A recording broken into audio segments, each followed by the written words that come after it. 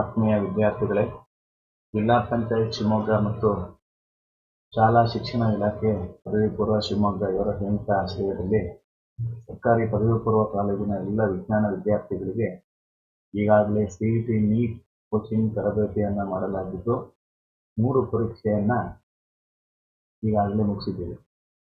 4ನೇ ಪರೀಕ್ಷೆ ಮೊನ್ನೆ ತಾನೇ ಮುಗಿದಿದ್ದು. ಆ ಪರೀಕ್ಷೆಯಲ್ಲಿ ಬಂದಂತಹ ಭೌತಶಾಸ್ತ್ರ ವಿಷಯದ ಎಲ್ಲ ಪ್ರಶ್ನೆಗಳಿಗೆ ಈ ವಿಡಿಯೋದಲ್ಲಿ ನಾನು ಉತ್ತರಿಸ್ತಾ ಇದ್ದೇನೆ. ಪ್ರಾಕ್ಟೀಸ್ ಟೆಸ್ಟ್ 4 ಭೌತಶಾಸ್ತ್ರ ವಿಷಯ. Topics covered in this test. First topic is mechanical properties of solids, mechanical properties of fluids, thermal properties of matter, thermodynamics, kinetic theory of gases, oscillations and waves. Now let's move on to the questions one by one. First question. The compressibility of water is 4 into 10 to the power of minus 5 per unit atmospheric pressure. A decrease in volume of 100 centimeter cube of water under a pressure of 100 atmosphere will be. First answer 0.004 centimeter cube. Second option 4 into 10 to the power of minus 5 centimeter cube, 0.025 centimeter cube, 0.4 centimeter cube. Now, what is compressibility? You know that compressibility is nothing but reciprocal of bulk modulus. Bulk modulus is nothing but ratio of stress and strain. ಅದನ್ನ ನೀವು rearrangement ಮಾಡಿದ್ರೆ ratio of normal stress and volume strain ಅಂತ ಬರುತ್ತೀವಿ. If you rearrange that particular formula, you will get K is equal to delta V by P into U, where delta V is change in volume, P is original volume and P is pressure.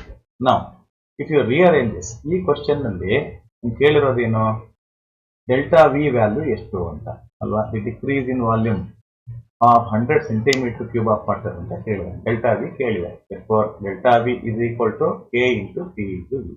Here K value is given, which is nothing but compressibility, which is 4 into 10 to the power of minus 5 per unit atmospheric pressure ಅಂತ ಕೊಟ್ಟಿದ್ದಾರೆ, into P pressure value 100 atmosphere ಅಂತ ಕೊಟ್ಟಿದ್ದಾರೆ, into volume ಅದು centimetre cube ಅಲ್ಲಿ ಇದೆ.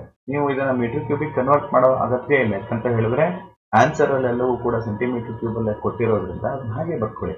100 centimeter cube ಅಂತ ಬರ್ಕೊಂಡು if you solve this you will get 0.4 centimeter cube, because 100 into 100 is 10,000, which is nothing but 10 to the power of plus 4. Okay, this is 10 to the power of plus 4. 10 to the power of plus 4 into 10 to the power of minus 5 is 10 to the power of minus 1. 4 into 10 to the power of minus 1 is nothing but 0.4 centimeter cube. Therefore, answer is option D, which is 0.4 centimeter cube. Now, let's move on to second question. An iron rod of length 2 meter and cross-sectional area of 50 millimeter square stretched by 0.5 millimeter when a mass of 250 kg is hung from its lower end. Young's modulus of iron rod is, first option 19.6 into 10 to the power of 10 Newton per meter square, 19.6 into 10 to the power of 18 Newton per meter square, C 19.6 into 10 to the power of 20 Newton per meter square, D 19.6 into 10 to the power of 15 Newton per meter square. ಇಲ್ಲಿ ನೋಡಿ, values ಎಲ್ಲವೂ ಕೂಡ 19.6 ಅಂತ ಇರೋದ್ರಿಂದ ನಾವು power ಅನ್ನ calculate ಮಾಡಿದ್ರೆ ಸಾಕಾಗುತ್ತೆ. ಓಕೆ, ನಾವು let's move on to the solution. You know that Young's modulus is nothing but longitudinal stress and longitudinal strain. That is ratio of longitudinal stress and longitudinal strain, or normal stress and longitudinal strain ಅಂತ ಹೇಳ್ಬೋದು. Formula ಬರೆಯೋದಾದ್ರೆ F by A, which is nothing but force applied per unit cross sectional area divided by longitudinal strain, that is delta L by L. If you rearrange this formula, you will get F into L divided by A into delta L. Now here F is nothing but weight of the body, that is mass of the body is 250 kg. ಇಲ್ಲಿ ಕೊಟ್ಬಿಟ್ಟಿದ್ದಾರೆ mass, ಹಾಗಾಗಿ weight is nothing but m into g, which is nothing but force on the rod. Therefore F is equal to mg into L divided by A into delta L. Here A is given, M is given, L is given, but A is given in millimeter. ಇದನ್ನ millimetre ಕೊಟ್ಟಿದ್ದಾರೆ. Similarly delta L ಅನ್ನು ಕೂಡ millimetre ಕೊಟ್ಟಿದ್ದಾರೆ. ಇಲ್ಲಿ length ನ metre ಕೊಟ್ಟಿರೋದ್ರಿಂದ you have to convert delta L and A in terms of metre. ಮೀಟರ್ಗೆ convert ಮಾಡಿಕೊಂಡು ಸಬ್ಸ್ಟಿಟ್ಯೂಟ್ ಮಾಡಿ. M is 250 kg. ಇದನ್ನ ಜಿ ಅಂದ್ರೆ 9.8, L2 ಮೀಟರ್ ಹಾಗೆ ಇದೆ. ಇದು 50 millimeter square. Millimeter is nothing but 10 to the power of -3 meter. -3 meter whole square ಅಂದ್ರೆ 10 to the power of -6 ಆಗುತ್ತೆ. 50 into 10 to the power of -6 into 0.5 into 10 to the power of -3, which is this change in length. Substitute ಮಾಡಿ calculate ಮಾಡಿ. ಇಲ್ಲಿ power ನ calculate ಮಾಡಿದ್ರೆ ಮಾತ್ರ ಸಾಕಾಗುತ್ತೆ. ಈಗ ನೋಡಿ, -6 into 10 to the power of -6 into 10 to the power of -3 ಅಂದ್ರೆ 10 to the power of -9 ಆಯ್ತು. 50 into 0.5 ಅಂದ್ರೆ 25 ಆಯ್ತು. 250 by 25 ಅಂದ್ರೆ 10 ಇದು ಅಲ್ವಾ. 10 into 9.8 ಅಂದ್ರೆ 98. 98 into 2 is 196 ಅಂತ ಬರುತ್ತೆ. 196 into 10 to the power of 9 ಅಂತ ಬಂತು. ರೀಅರೇಂಜ್ಮೆಂಟ್ ಮಾಡಿದ್ರೆ 19.6 into 10 to the power of 10 Newton per meter square ಅಂತ ಬರುತ್ತೆ. Therefore, answer for this question is option A, which is 19.6 into 10 to the power of 10 Newton per meter square. Now, let's move on to the third question. If two soap bubbles of different radii are connected by a tube, then option A, air flows from bigger bubble to smaller bubble till the size become equal. Air flows from bigger bubble to smaller bubble till the sizes are interchanged. Air flows from smaller bubble to bigger bubble. There is no flow of air. ಈಗ we know that excess of pressure inside a bubble is inversely proportional to its radius. ಹೌದಾ? Radius ಕಡಿಮೆ ಇದ್ರೆ, ಒಂದು bubble ನ radius ಕಡಿಮೆ ಇದ್ರೆ ಒಳಗಡೆ excess of pressure ಜಾಸ್ತಿ ಇರುತ್ತೆ. Hence smaller bubble has more pressure inside than a larger bubble. Hence, when they are connected, air flows from higher pressure to lower pressure. ಎಲ್ಲಿ higher pressure ಇರುವಂತದ್ದು smaller bubble. ಹಾಗಾಗಿ air flows from smaller bubble to bigger bubble. Therefore, answer is correct option is C. Air flows from the smaller bubble to the bigger bubble. Now, fourth question. When mercury drop is placed on glass surface, angle of contact is acute, obtuse, 90 degree, 0 degree. Okay. Now, angle of contact is nothing but angle made by the normal drawn to the liquid surface with the surface inside the liquid ಅಂತ ಕರಿತೀವಿ. Okay, ಈಗ water ಬಬಲ್ಗೆ acute angle ಬರುತ್ತೆ. ಯಾವುದು? ನಮ್ಮ angle of contact. Mercury it will not wet the glass surface. Glass surface ಅನ್ನ wet ಮಾಡಲ್ಲ. Wet ಮಾಡ್ತಾ ಇಲ್ಲ ಅಂತ ಹೇಳಿದ್ರೆ cohesive force is more than adhesive force. Cohesive force more than adhesive force ಇದೆ ಅಂದ್ರೆ ಆಂಗಲ್ ಆಫ್ ಕಾಂಟ್ಯಾಕ್ಟ್ ಯಾವತ್ತೂ ಕೂಡ ಅಬ್ಟ್ಯೂಸ್ ಆಗಿರುತ್ತೆ. Therefore, it should be more than 90 degree. In the least, answer is B, obtuse angle.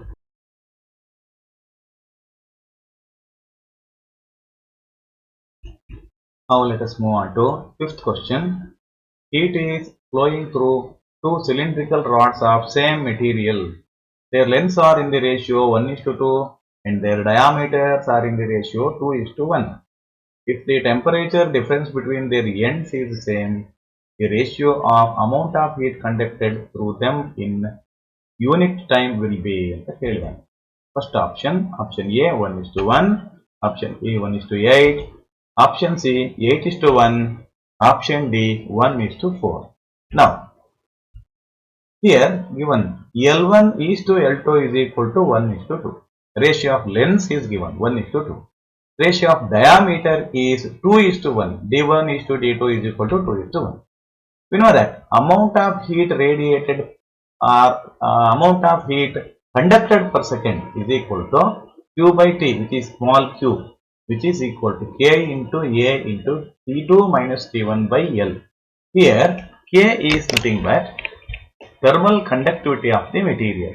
A is area of cross section. T2 minus T1 is temperature difference between two ends of the conductor of length L.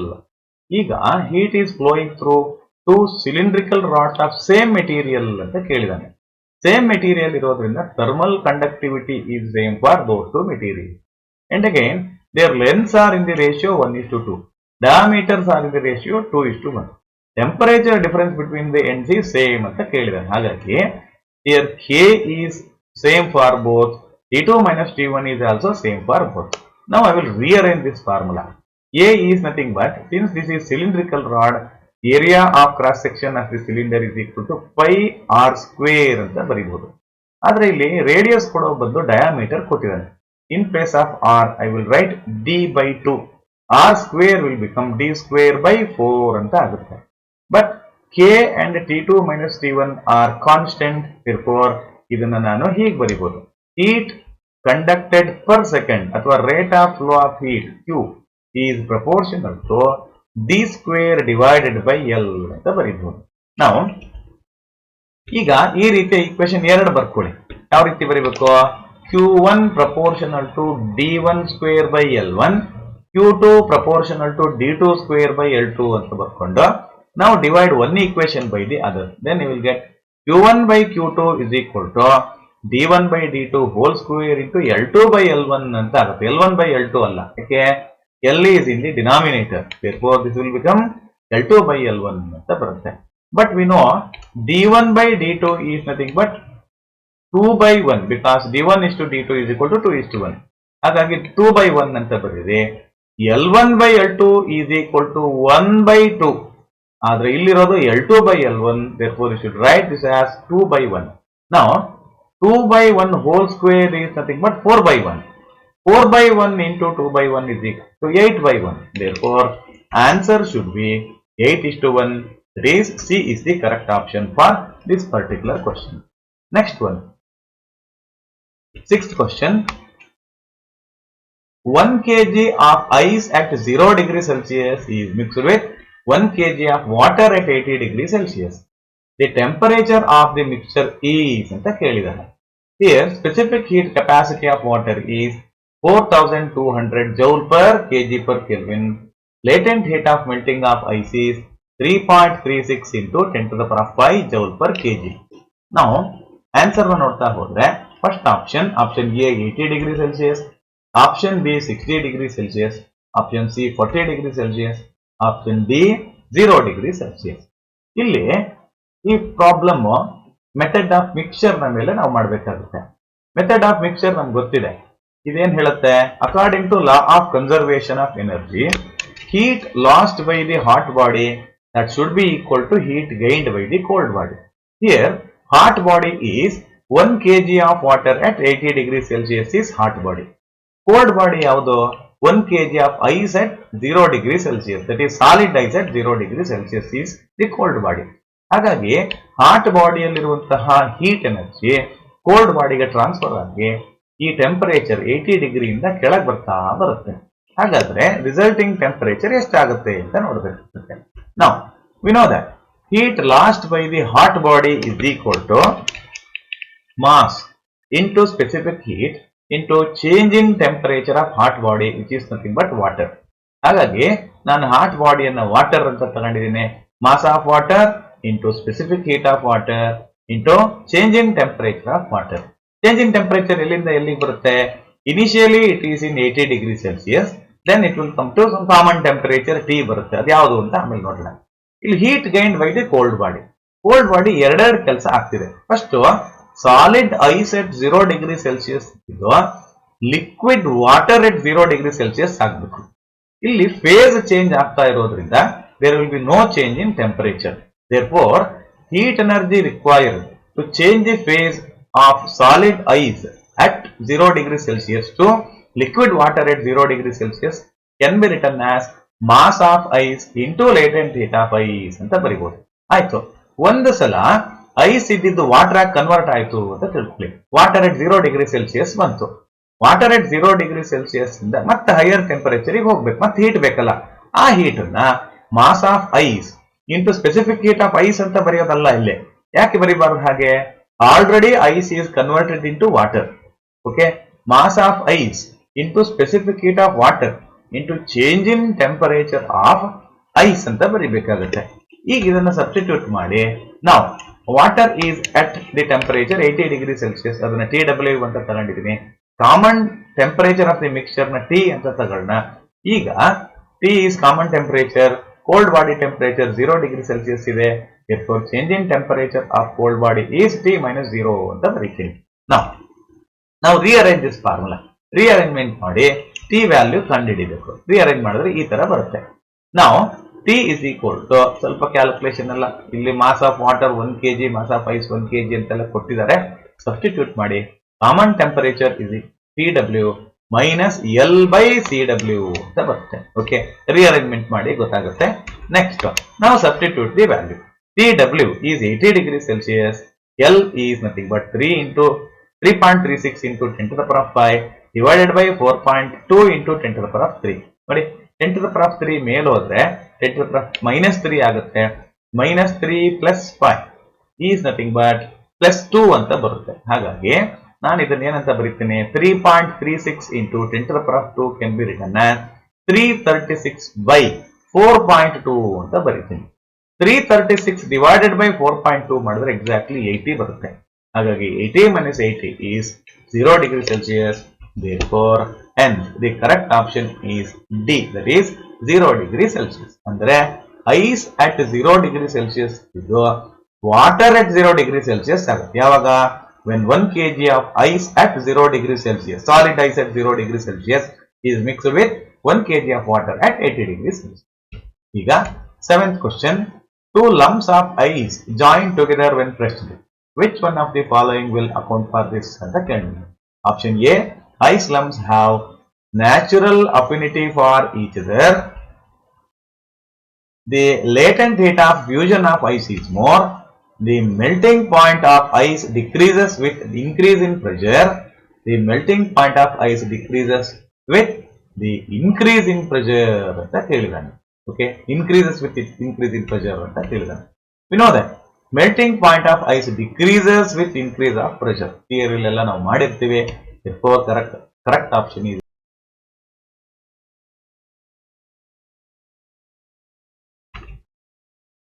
now. Let us move on to 8th question.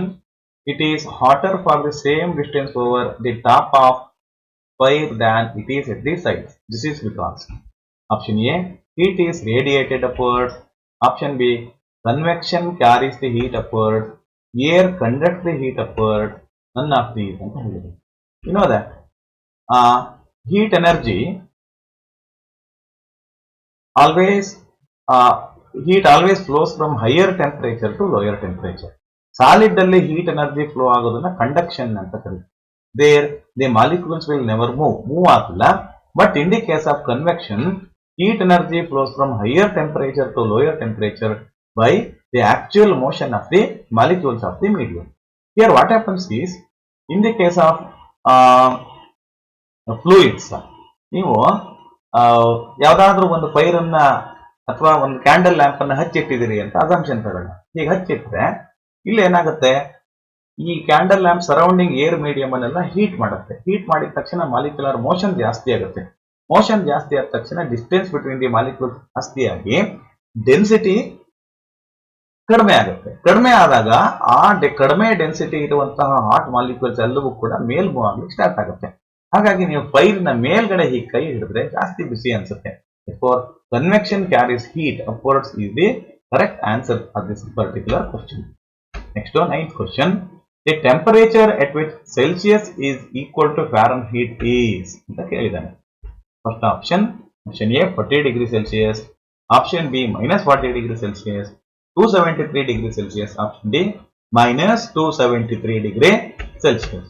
We know that temperature in degree Celsius is equal to 5/9 into temperature in degree Fahrenheit minus 32 ಅಂತ ಗೊತ್ತಿದೆ. ನಾವು ಇಲ್ಲಿ ನಾವು temperature in degree Celsius should be equal to temperature in Fahrenheit. Already ಇದನ್ನ ಕೊಟ್ಬಿಟ್ಟಿದ್ದಾರೆ. ಎರಡು equal ಆಗ್ಬೇಕು ಯಾವಾಗ ಅಂತ. ಆ ಟೆಂಪರೇಚರ್ ಎಕ್ಸ್ ಅಂತ ಕರೀತೀವಿ.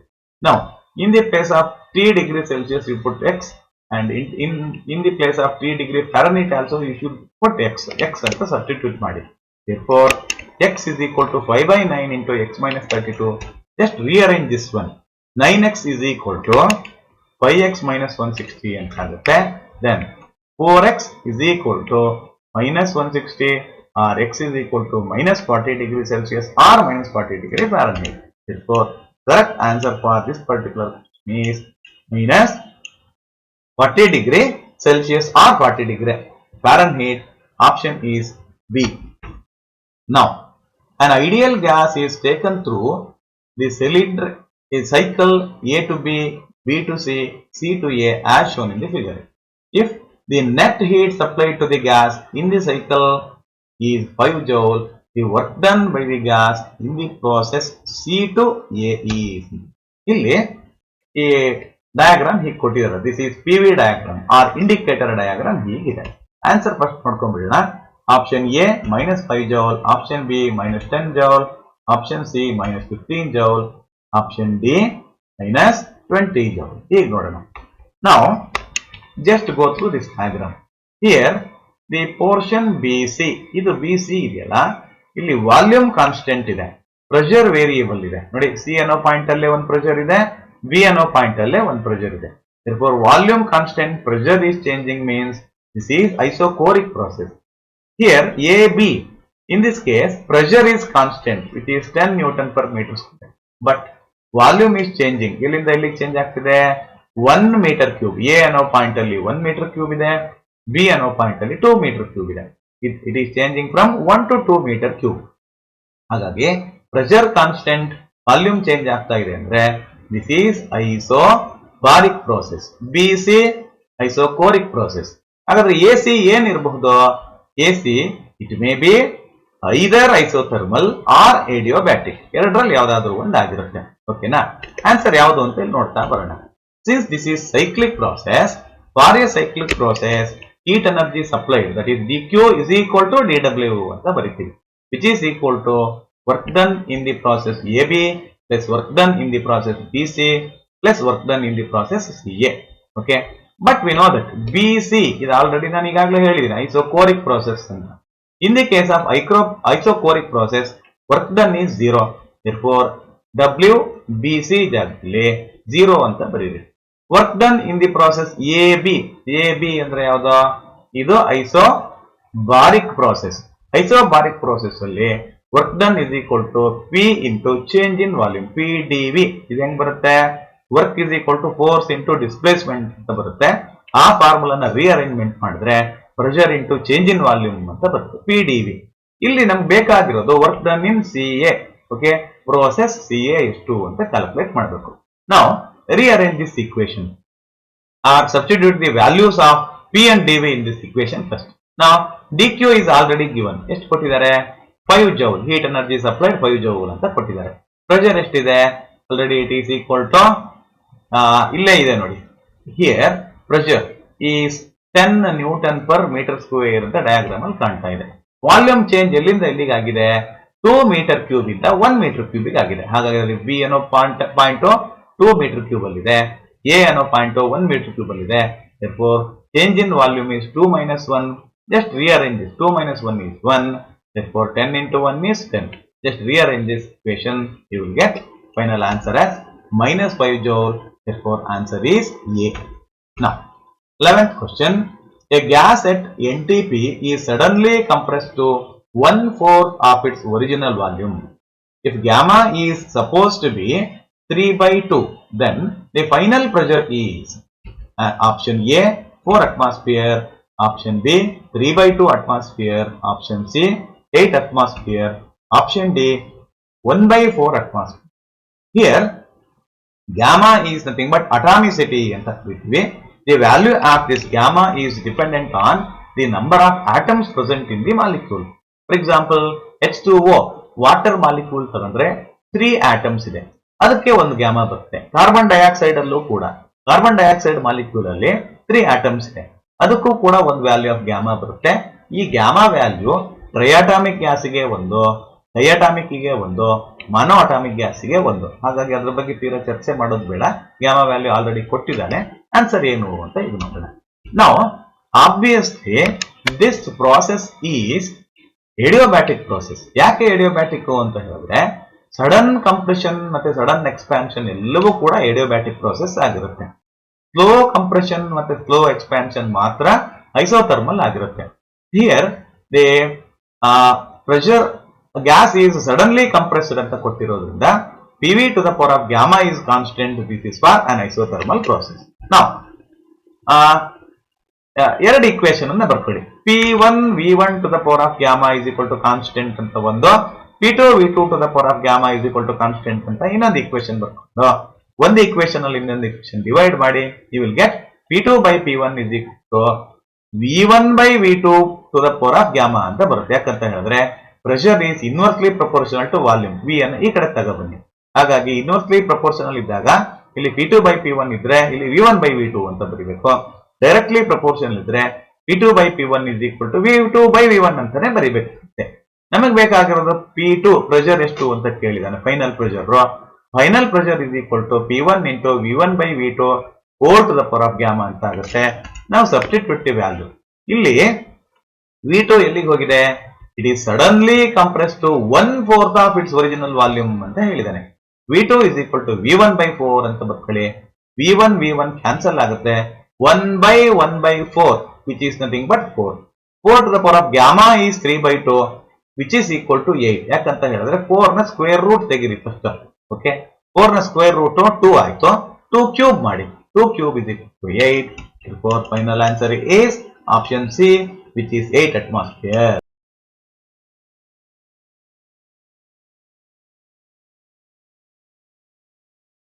Now let us move on to the 12th question.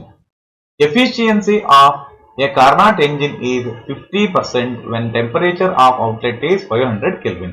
Outlet temperature ಅಂದ್ರೆ temperature of the sink ಅಂತ ತಗೊಳ್ಳಿ. ಹಾಗಾದ್ರೆ temperature of the sink is taken as T2. T2 is equal to 500 Kelvin. In order to increase the efficiency up to 60%, keeping temperature of intake the same. Temperature of intake ಅಂದ್ರೆ temperature of the source ಅಂತ, which is T1 ಅಂತ ತಗೊಳ್ಳಿ. What is the temperature of the outlet?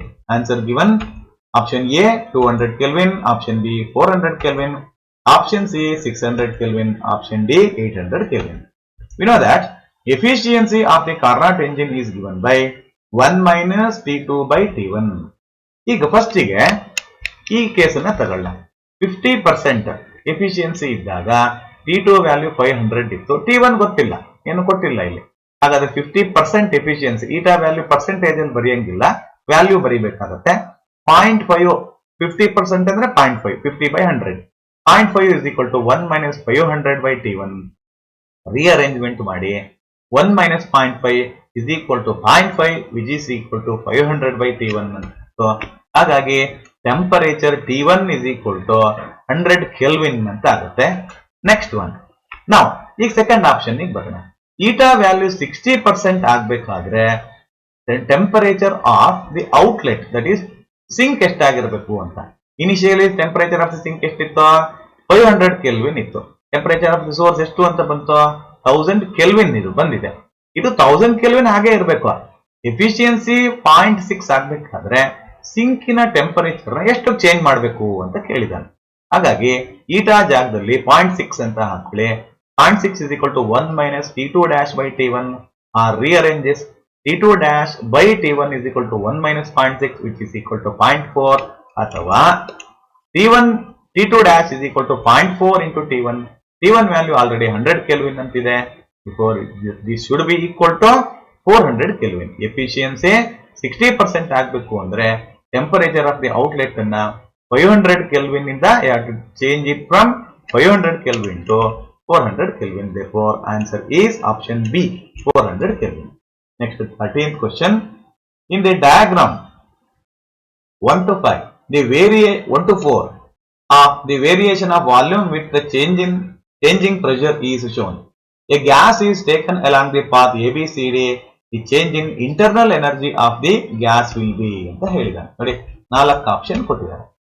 A 4 diagram ಕೊಟ್ಟಿದ್ದಾರೆ. Options ನೋಡಿ. Option A positive in all cases, positive in case 1, 2 and 3 but 0 in case 4, negative in case 1 2 3 but 0 in case 4, 0 in all the cases ಅಂತ ಹೇಳಿದ್ದಾನೆ. ಇದು obviously in all given cases process is cyclic ಅಲ್ವಾ, ಇವೆಲ್ಲವೂ ಕೂಡ cyclic process. ಎಲ್ಲಿಂದ start ಆಗಿದೆಯೋ ಮತ್ತು ವಾಪಸ್ ಅಲ್ಲಿಗೆ ಬಂದಿದೆ. In the case of cyclic process change in internal energy is 0. Already theory ಎಲ್ಲ ಡಿಸ್ಕಸ್ ಮಾಡಿದಿವಿ. For answer is D, which is 0 in all the cases. 14th question. At what temperature will the RMS speed of oxygen molecules become just sufficient for escaping from the Earth's atmosphere? Given mass of the oxygen molecule is 2.73 into 10 to the power of minus 6 kg. Boltzmann constant Kb is equal to 1.38 into 10 to the power of minus 23 kg joule per Kelvin. Option A 2.508 into 10 to the power of 4 Kelvin. B 8.360 into 10 to the power of 4 Kelvin. C 1.254 into 10 to the power of 4 Kelvin. D 5.016 into 10 to the power of 4 Kelvin. We know that let at temperature T, RMS speed of oxygen molecule becomes just sufficient to escape from the Earth's atmosphere ಅಂತ assume ಮಾಡ್ಕೊಳ್ಳಿ. ಇಲ್ಲಡಿ Earth atmosphere ನ temperature ಜಾಸ್ತಿ ಆಗ್ತಾ ಬಂದಂಗೂ gas molecules ನ RMS ವೆಲಾಸಿಟಿನೂ ಕೂಡ ಜಾಸ್ತಿ ಆಗ್ತಾ ಬರುತ್ತೆ. ಯಾವಾಗ RMS speed of the gas molecules become the escape speed of the Earth, ಅರ್ತಿನ ಎಸ್ಕೇಪ್ ಸ್ಪೀಡ್ ಎಷ್ಟಿದೆಯೋ ಅಷ್ಟಕ್ಕೆ RMS ಸ್ಪೀಡ್ ಈಕ್ವಲ್ ಆದ್ರೆ all the gas molecules will escape from the surface of the Earth. ಹಾಗಾದ್ರೆ we know that escape speed of Earth is 11.2 kilometre per second ಅಂತ ಗೊತ್ತಿದೆ. ಅದನ್ನ metre per second ಅಲ್ಲಿ ಬರೆದ್ರೆ 11,200 metre per second ಅಂತ ಆಗುತ್ತೆ. We know that RMS speed should be equal to escape speed, value ಕೊಟ್ಟಿದ್ದೀನಿ. And again RMS speed of gas molecules is by square root of 3 kBT divided by mass of oxygen molecule. ಈಗ values ಎಲ್ಲ substitute ಮಾಡಿ will get the final answer as 8.360 into 10 to the power of 4 Kelvin. Therefore, answer is B. Next, 15th one. The mean free path of the molecules of gas, radius r anta kottidane, is inversely proportional to r cube r square root r anta kottidane. We know that mean free path is lambda m is equal to 1 by square root of 2 pi d square into n ಅಂತ ಗೊತ್ತಿದೆ, where d is diameter of the molecules and d is equal to 2r, diameter is equal to 2 times the radius ಅಂತ ಗೊತ್ತು. ಅಲ್ಲಿ ಉಳಿದಿದ್ದೆಲ್ಲ 2 pi n ಎಲ್ಲವೂ ಕೂಡ constant ಆಗಿದೆ. ಹಾಗಾಗಿ lambda m is inversely proportional to r square ಅಂತ ಬರುತ್ತೆ. Therefore, correct option is C. Now, if a hole is drilled along the diameter of the earth and a stone is dropped into it, the stone reaches the center of the earth and stops, reaches the opposite end of and stops, executes simple harmonic motion about the center of the earth, reaches the opposite side and escapes from the earth ಅಂತ ಕೇಳಿದ್ದಾನೆ. ಈಗ ನಮ್ಗೆ ಗೊತ್ತಿದೆ acceleration due to gravity at the center of the earth is 0 and acceleration due to gravity is maximum on the surface of the earth ಅಂತ ಗೊತ್ತಿದೆ. ಹಾಗಾಗಿ center of the earth ಅಲ್ಲಿ acceleration due to gravity 0 ಇರೋದ್ರಿಂದ obviously that ball should perform simple harmonic motion about the center of the earth. Therefore, answer is SHM, about the center of the earth. Now, 17th one. A mass of 1 kg is suspended from a spring and has a time period t on the surface of the earth. The period at the center of the earth is the Kelvin. 0, t, 2t, infinite. We know that at the center of the earth, acceleration due to gravity is 0. But a time period of loaded spring is given by t is equal to 2 pi into root of m by k ಅಂತ ಬರುತ್ತೆ, where m is mass of the spring and k is spring constant. ಆದರೆ in this equation, ಈ equation ಎಲ್ಲೂ ಕೂಡ g ಅನ್ನುವಂತಹ term ಇಲ್ಲ. ಹಾಗಾಗಿ time period of oscillation of the spring is independent of g. Therefore, there is no change in the time period of oscillation if the spring is taken to center of the earth. Therefore, answer is B. Now, 18th question. A body executes simple harmonic motion. The potential energy, the kinetic energy and total energy are measured as a function of displacement x. Which of the following statements is true? ಅಂತ ಕೇಳಿದ್ದಾರೆ. Option A, kinetic energy is maximum when x is equal to 0. Total energy is 0 when x is equal to 0. Kinetic energy is maximum when x is equal to maximum. Potential energy is maximum when x is equal to 0 ಅಂತ ಕೇಳಿದ್ದಾರೆ. We know that velocity of the molecules performing simple harmonic motion is maximum at mean position. Mean position ಅಲ್ಲಿ velocity maximum ಇರುತ್ತೆ. Extreme position ಅಲ್ಲಿ velocity ಕಡಿಮೆ ಇರುತ್ತೆ. Total energy ಎಲ್ಲ position ಅಲ್ಲೂ same. Extreme position ಅಲ್ಲಿ potential energy ಜಾಸ್ತಿ, kinetic energy ಕಡಿಮೆ. Mean position ಅಲ್ಲಿ kinetic energy ಜಾಸ್ತಿ, potential energy ಕಡಿಮೆ. But total energy is the same at all points according to the law of conservation of energy. Therefore, hence the correct answer for this particular question is kinetic energy is maximum at x is equal to 0, because at x is equal to 0, velocity of the body performing simple harmonic motion is maximum.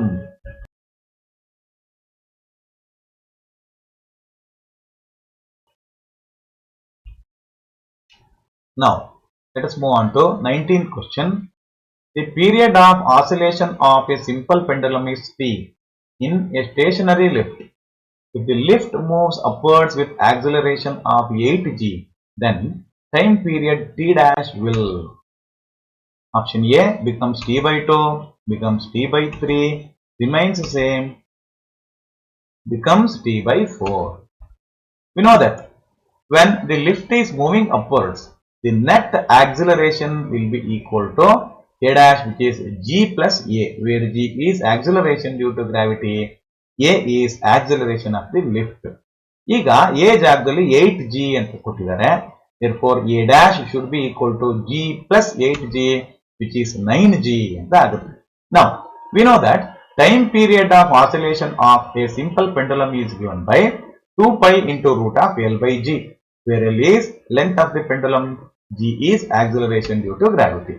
Or time period is inversely proportional to square root of acceleration ಅಂತ ಬರೀಬಹುದು. Because here L is same, length change ಮಾಡ್ತಿಲ್ಲ. First stationery lift ಅಲ್ಲಿ simple ಪೆಂಡಲಮ್ ಅನ್ನು oscillate ಮಾಡ್ತಾ ಇದೀವಿ, ಆಮೇಲೆ moving lift ಅಲ್ಲಿ simple ಪೆಂಡಲಮ್ ಅನ್ನು oscillate ಮಾಡ್ತಾ ಇದೀವಿ. L ವ್ಯಾಲ್ಯೂ ಕಾನ್ಸ್ಟೆಂಟ್ ಅಂತ ಕೊಟ್ಟಿದ್ದಾರೆ. Therefore, t is inversely proportional to square root of acceleration ಆಯ್ತು. ಈಗ ಎರಡು ಫಸ್ಟ್ ಸ್ಟೇಷನರಿ ಲಿಫ್ಟ್ ಗೆ ಒಂದು ಫಾರ್ಮುಲಾ ಬರ್ಕೊಳ್ಳಿ. t is proportional to 1 by root g, ಆಮೇಲೆ t dash is proportional to 1 by root a ಅಂತ ಬರ್ಕೊಳ್ಳಿ.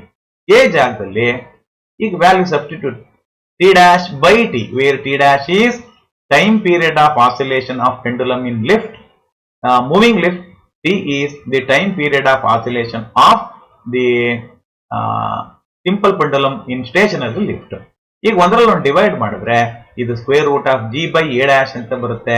R t dash by t is equal to g by g plus 8g, which is 9g, or g by 9g, which is equal to 1 by 9 ಅಂತ ಆಗುತ್ತೆ.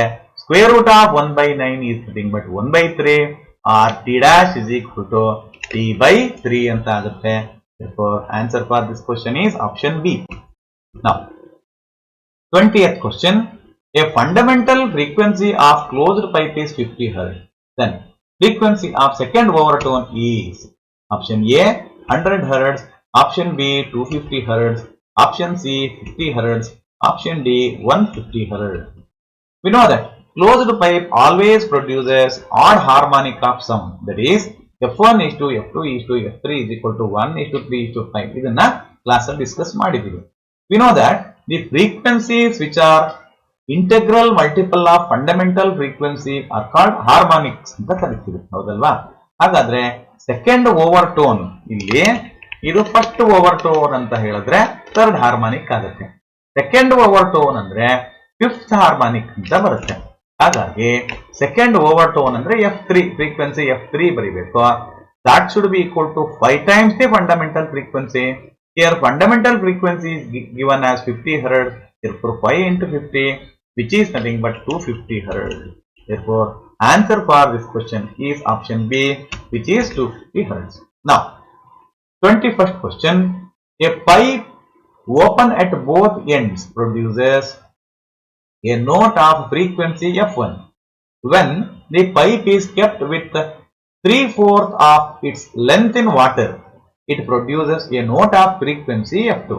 The ratio F1 by F2 is option A 3/4, option B 4/3, option 3, option C half, option D 2. Now we know that fundamental frequency of open pipe is F1 is equal to V by 2L ಅಂತ ಗೊತ್ತಿದೆ. When 3/4 of it is immersed in water, ಆ pipe ಮುಕ್ಕಾಲು ಭಾಗ ನೀರಲ್ಲಿ ನೀವು ಮುಳುಗಿಸಿದ್ರೆ ಆ ಮೇಲ್ಗಡೆ ಉಳಿಯುವಂತದ್ದು ಕಾಲ್ ಭಾಗ ಮಾತ್ರ, ಅಥವಾ it will become a closed pipe of length L/4 ಅಂತ ಆಗುತ್ತೆ ಅಲ್ವಾ. ನೀರಲ್ಲಿ ಮುಕ್ಕಾಲು ಭಾಗ ಮುಳುಗಿಸಿದ್ರೆ ಒನ್ ಎಂಡ್ ಕ್ಲೋಸ್ ಆಯ್ತು. ಏರ್ ಅಲ್ಲಿ ಓಪನ್ ಆಗಿರುವಂತದ್ದು only L/4 of the length of the pipe ಮಾತ್ರ ಇರುವಂತದ್ದು. ಹಾಗಾಗಿ that open pipe immersed in water will become a closed pipe of length L/4 ಅಂತ ಬರುತ್ತೆ. You know that fundamental frequency of a closed pipe is given by F2, which is equal to V by 4L ಅಂತ ಗೊತ್ತು. But here L is equal to L/4 ಆಗಿದೆ. ಕೆಳ ಮುಕ್ಕಾಲು ಭಾಗ ನೀರಲ್ಲಿ ಮುಳುಗಿಸಿದೀವಿ, ಉಳಿದಿರುವಂತದ್ದು ಏರಲ್ಲಿ ಇರುವಂತದ್ದು ಕಾಲ್ ಭಾಗ ಮಾತ್ರ. ಹಾಗಾಗಿ ನಾವು you can cancel this 4 and 4 cancel ಆಗಿ fundamental frequency of the open pipe which is immersed in water will become V by L ಅಂತ ಬಂತು, which is equal to 2F1 ಅಂತ ಆಗಿದೆ. ಯಾಕೆಂದ್ರೆ V by 2L ಅಂದ್ರೆ F1, V by L ಅಂದ್ರೆ 2F1 ಆಗುತ್ತೆ. Correct option F1 by F2 is equal to 1/2. Therefore answer is C, option C. Next 22nd question. A pipe of length 85 cm is closed from one end. Find the number of possible natural oscillations of air column in the pipe whose frequencies lie below 1250 Hz. The velocity of sound in air is 240 meter per second ಅಂತ ಕೊಟ್ಟಿದ್ದಾರೆ. Option A 4, option B 8, option C 12, option D 6. We know that fundamental frequency of a closed pipe is given by F is equal to V by 4L. ಇಲ್ಲಿ L value 0.85 ಅಂತ ಕೊಟ್ಟಿದ್ದಾನೆ. ಇದನ್ನು substitute ಮಾಡಿ you will get fundamental frequency as 100 Hz. But we know that ಈ closed pipe always produces odd harmonic of sound ಅಂತ ನಿಮ್ಗೆ ಗೊತ್ತು. ಹಾಗಾದ್ರೆ Fn should be equal to ಇಲ್ಲೊಂದು ಆಡ್ ನಂಬರ್ ಬರೀಬೇಕು. ಆಡ್ ನಂಬರ್ ಜನರೇಟರ್ ಯಾವುದು? 2n - 1 into F ಅಂತ ಗೊತ್ತು, wear F is fundamental frequency. ಹಾಗಾದ್ರೆ F ಜಾಗದಲ್ಲಿ 100 ಅಂತ ಬರೀರಿ, ಇಲ್ಲಿ 2n ಜಾಗದಲ್ಲಿ 1 ಅಂತ ಹಾಕಿ. 1 ಅಂತ ಹಾಕಿದ್ರೆ 2 into 1 is 2 minus 1 is 1, 1 into 100 is 100 ಅಂತ ಬಂತು. n ಜಾಗದಲ್ಲಿ 2 ಅಂತ ಕೊಟ್ರೆ 200 Hz ಬರುತ್ತೆ, 3 ಅಂತ ಕೊಟ್ರೆ 500, 4 ಅಂತ ಕೊಟ್ರೆ 700, 5 ಅಂತ ಕೊಟ್ರೆ 900, n is equal to 6 ಅಂತ ಕೊಟ್ರೆ 1100 ಬರುತ್ತೆ. 7 ಅಂತ ಕೊಟ್ರೆ ಇಟ್ ವಿಲ್ ಎಕ್ಸೀಡ್ 1250. ಇವನೇನ್ ಕೇಳಿದಾನೆ? ಫ್ರೀಕ್ವೆನ್ಸಿ ಬಿಲೋ 1250 ಅಂತ ಕೇಳಿದಾನೆ. ಹಾಗಾಗಿ answer n is equal to 6. Hence the correct answer is option D, 6. Next, last question, 23rd question. A string when stretched with a weight of 9 kg weight produces a note of frequency 256 Hz. Calculate the weight to produce an octave of the note of audible octave of note of double frequency. Okay, now answer is option A 36 kg weight, option B 9/4 kg weight, option C 18 kg weight, option D 4 kg weight. We know that F is equal to 1/2L into root of T by M for a string, stretched string, where T is tension on the string, M is linear density ಅಥವಾ mass per unit length ಅಂತ ಕರೀತೀವಿ. ಈಗ frequency is proportional to root T. ಯಾಕಂತ ಹೇಳಿದ್ರೆ ಇಲ್ಲಿ linear density ಮತ್ತೆ length constant ಆಗಿದೆ. ಹಾಗಾಗಿ F is proportional to root T. ಈಗ ಇದೇ ತರ ಎರಡು ಈಕ್ವೇಶನ್ ಬರ್ಕೊಳ್ಳಿ. F1 proportional to root T1, F2 proportional to root T2 ಅಂತ ಬರೆದು divide one equation by the other, you will get F2 by F1 is equal to root of T2 by T1. Now, ಇಲ್ಲಿ ಕೊಟ್ಬಿಟ್ಟಿದ್ದಾನೆ octave of note ಅಂತ. Therefore, F2 should be equal to 2F. 2F by F is equal to root of T2 by 9 or T2 is equal to 36 kg weight. Hence, the correct answer is option A, 36 kg weight.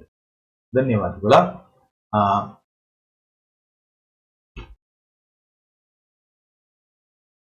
ಇಲ್ಲಿಗೆ ಈ 4ನೇ test ಅಲ್ಲಿ ಬಂದಂತಹ ಎಲ್ಲಾ ಪ್ರಶ್ನೆಗಳಿಗೆ ಉತ್ತರವನ್ನು ನಾನು ಕೊಟ್ಟಾಗಿದೆ. ಏನಾದರೂ ಡೌಟ್ ಇದ್ರೆ ಡೌಟ್ ಕ್ಲಿಯರಿಂಗ್ ಸೆಷನ್ ಅಲ್ಲಿ ನೀವು ಬನ್ನಿ, ಅಲ್ಲಿ ನಾನು ಉತ್ತರವನ್ನು ಕೊಡ್ತೀನಿ. ನಮಸ್ಕಾರ.